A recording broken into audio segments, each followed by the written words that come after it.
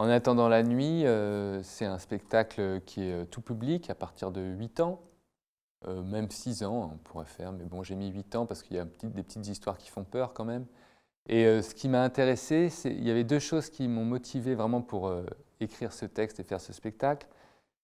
La première chose, c'était de faire un spectacle qui pourrait aller partout et se présenter devant le plus grand nombre de spectateurs possible. Je parle en tranche d'âge, quoi.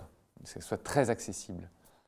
Et qui puisse voyager et circuler partout, surtout là où les spectacles ne vont pas d'habitude. Donc dans des hôpitaux, des prisons, des collèges, etc. Des maisons de quartier, bref. Donc ça, c'était important. Donc avant d'écrire le texte, j'avais ça en tête. Ensuite, il y a une deuxième chose qui m'intéressait, c'était de parler de l'obscurité au théâtre, et donc de me servir de l'obscurité au théâtre pour questionner notre rapport au nocturne, et en particulier à la peur.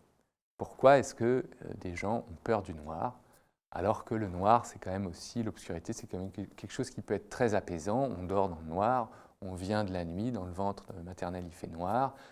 Mais voilà, c'est quand même quelque chose qui fait peur à tous les âges. Il n'y a pas que les enfants qui ont peur du noir, il y a des gens qui ne supportent pas d'être dans une pièce où il fait complètement noir.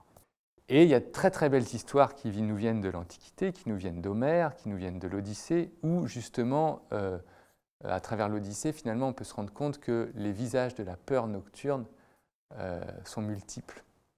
Et finalement, toute la traversée d'Ulysse pour le retour à Ithaque, c'est comme une longue traversée de la nuit.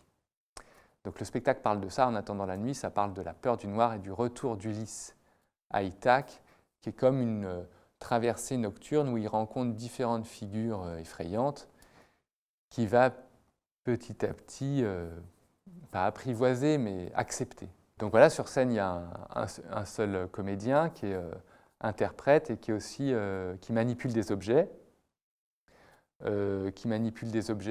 Qui sont à la fois, des fois il y en a un qui ressemble à une marionnette, des fois c'est un hachoir, une petite mâchoire, enfin bon, il y a plein d'objets qui sont fabriqués, des instruments aussi qu'il a fabriqués lui-même, et qui sont comme ça, à chaque fois, tous ces objets, des représentations allégoriques des peurs nocturnes.